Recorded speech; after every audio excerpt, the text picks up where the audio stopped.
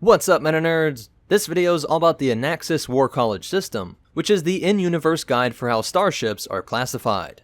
We will also compare this to the standard classification used on Earth, and look at some places where Star Wars doesn't follow its own rules. This system wasn't established until during the fighting of the Clone Wars, and though I like to think that there may have been other systems used way before this, given that the Star Wars galaxy has spacefaring civilizations that go back for 30,000 years, there are some funny examples like the Fury-class Interceptor, an interceptor that was 3 times the size of the Millennium Falcon, and so maybe it really was just the Wild West of naming conventions back during the time of the Old Republic. From the time of the Russan Reformation in 1000 BBY, up until the Clone Wars era, we get our first classification system, which had the largest class being a cruiser, at only 600 meters, a parameter that became ridiculous when so many different sized ships started to fit into the same category. And before I get into the actual classifications, I want to explain why it was called the Anaxes War College System. Anaxes was one of the most strategically important planets in the core. In fact, it was often referred to as the defender of the core, as it had long been the center of naval power throughout the history of the Republic from around the year 25,000 BBY. Anaxes was prime real estate, as it guarded the approach to Coruscant from the Prelemian trade route, a path that originally connected Coruscant to the Jedi world of Ossus, but which was often used by pirates and the Hutt cartels. At the Anaxes War College System, the pressures of the all-out galactic war in 22 BBY forced the Republic to come up with a better way to classify their naval vessels, and created the system that would be used from then on out. A corvette was 100 to 200 meters in length, with things like the CR-90 being 150 meters, and the Marauder-class being 195. Frigates were 200 to 400 meters, including the Pelta-class at 282, and the Nebulon B at 300. Cruisers were 400 to 600 meters, with a Pursuit-class light cruiser at 500, and Nova-class battlecruiser at 400.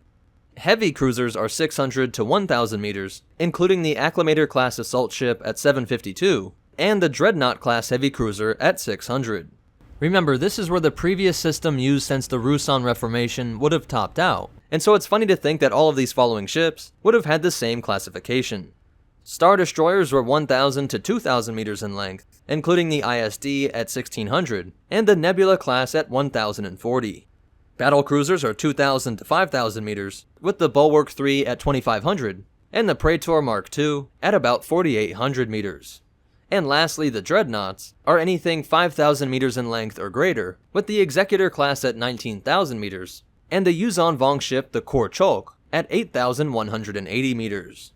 Over the years, some adjustments did have to be made, and they added a category for the Star Cruiser, which could technically fit into the Star Destroyers, but got confusing because it did have the word cruiser in it, which was used to accommodate things like the Mon Calamari Star Cruisers. Now to talk about ships that don't fit into this role, we do have quite a few. The Subjugator-class heavy cruiser is usually referred to as a dreadnought, even though it technically falls short at 4,845 meters. The Executor-class Star Destroyer should be a battlecruiser at 2,200 meters, while the Carrack-class light cruiser should be called a frigate at 350 meters, while the Munificent-class Star Frigate should have been labeled a heavy cruiser at 825 meters.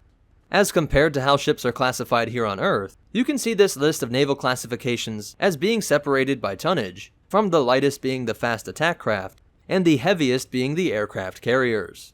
But it should be pointed out that these distinctions are not as clearly defined as in the Star Wars universe, which is just based off of length, as real-world classifications are more based on the role in which a ship is used, which can make it difficult to pin certain ships into neat little classes.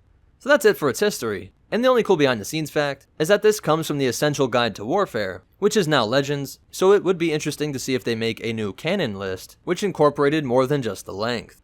And it's also interesting that the important naval location of Anaxes sounds a bit similar to Annapolis, the site of the United States Naval Academy. So that's it for the Anaxes War College System. But most important of all, remember, always get your heavy Dreadnought-class interceptor light frigate properly registered with the port authorities. And the Force will be with you, always.